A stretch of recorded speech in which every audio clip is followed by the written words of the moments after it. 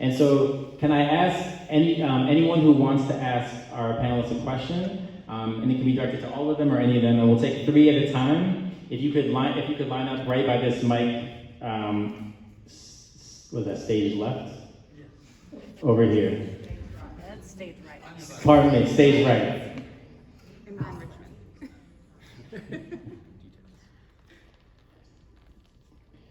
Is school board chair Dawn Page still here? Okay. I have a question. Okay. So I just want to know, we're talking about the visits to Fort MGL. The mic's not on? I'm not tech, I'm pictures. Okay. The visit to Fort MGL, we talked about the individuals who went being impressed. That program has been in place in Nashville for a while.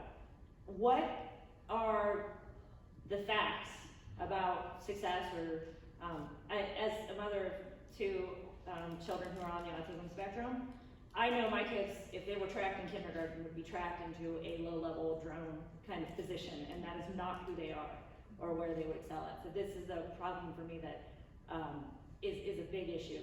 And I wonder, when we talk about charter schools, we don't see the results they promised. What are the results we're seeing in Nashville for Fort MGL? Do we know?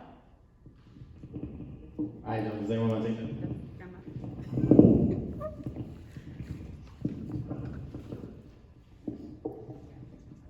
No, I can't say off the top of my head what the results are that Fort MGL has produced. I will say, kind of speaking to what we saw in the documentary, if the charter school that they were showing, string theory charter school, if I went and toured that facility, I would be, I'm sure, blown away, right?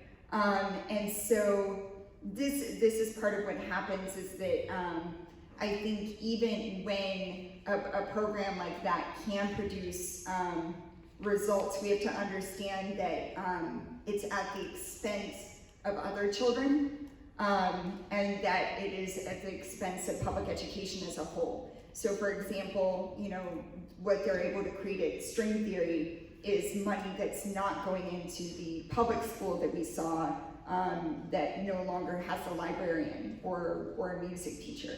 And so we have to think about not just what we see in this kind of like small isolated way, but we have to think about all of this within the larger context of public education. And ultimately, when we have programs that are designed by companies to train our kids to do jobs, because they are not exclusively incentivized to do what's best for our kids, because they're incentivized to also look out for their own bottom line. I think we can see sometimes good things for our kids, because sometimes what's good for a company and good for kids will overlap. But sometimes those things will be at odds, where what's good for the company is actually harmful to our kids. So that's why I would say, even regardless if a program like that can have some isolated good benefits, in an overall sense, it's doing a lot of harm. So just in the interest of time, if it's okay. For sure. So just in the interest of time, we're going to take these 2 final audience members' questions, and then anyone on the panel who wants to respond will do so, and then we'll close out. Please. Hi. My question is specifically for Ms. Emma. Yes. What was the final point that you wanted to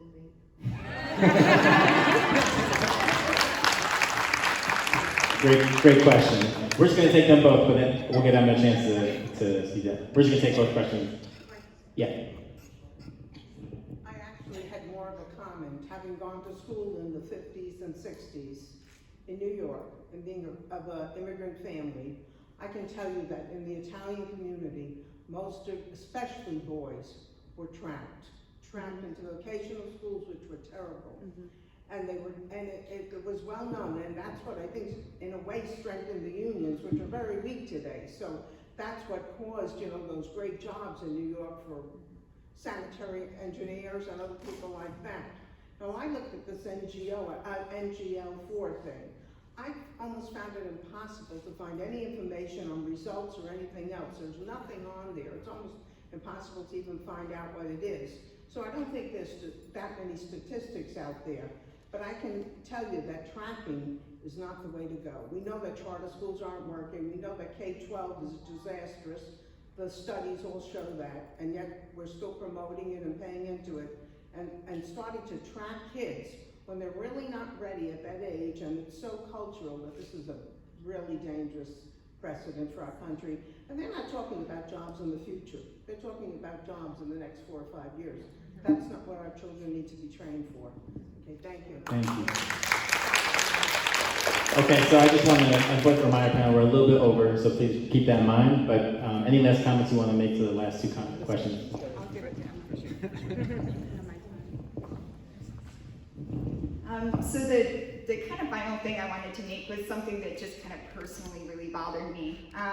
So we saw the $50,000 coming from Ford, and then we also saw a $50,000 innovation grant that's coming from the state into Chesterfield. And what some people in Chesterfield are saying is we gave the $50,000 back to Ford, and we're using this funding from the state to do our own version of the program, but it's different, it's not different, it's the same thing. But anyway, so it's a $50,000 grant from the state. Right now, all of the students, all the classes that I teach are ESL integration, which means many of the students in my room are learning English as a second language. I have an ESL support teacher for those students every other day. So I don't know if they think, like, on even days my kids know English, but they don't. And so my first thought is $50,000. Maybe we could do that. Another thought is what they talked about in here about teachers being in their first and second year of teaching. I'm in my 5th year of teaching. I love my job more every year, but I also would like to at some point have children of my own. And I'm in a position right now where if things don't change, I'm going to be forced to choose between the students that I love and being able to have children of my own that I love. And that's an awful position to be put in. So what I would like to ask from the audience, we're so glad that you are all here. Can I ask real quick if you can raise your hand if you are an educator or work in the public school system? Wonderful, that's awesome. And can you raise your hand if you're a parent? Great. So like Gary said, we have an audience that has parents and teachers. I know at least one student here because she's my sister. And I know we have diversity in our audience in terms of ethnicity. And so what Gary's saying about like creating like a multiracial coalition for this fight is not just a like moral imperative, it's an imperative because that's what works. And the forces that we're up against succeed when they're able to divide us. And so when we create this kind of coalition, it does really powerful things. And so we ask for you to sign in with your email. And what I'm hoping is that we can all in this audience take it upon ourselves to commit to whatever we have time to commit to. And if that's just sharing with friends and family, that's great. But if you are somebody who would be interested in maybe having a showing of this documentary in an event in your union, in your neighborhood association, in your religious community, in some community that you're a part of, would you please raise your hand? I just, like, even just from that, the amount of power we could create is massive. So we will be reaching out to you by email. Thank you all for being here, and hopefully we can do more.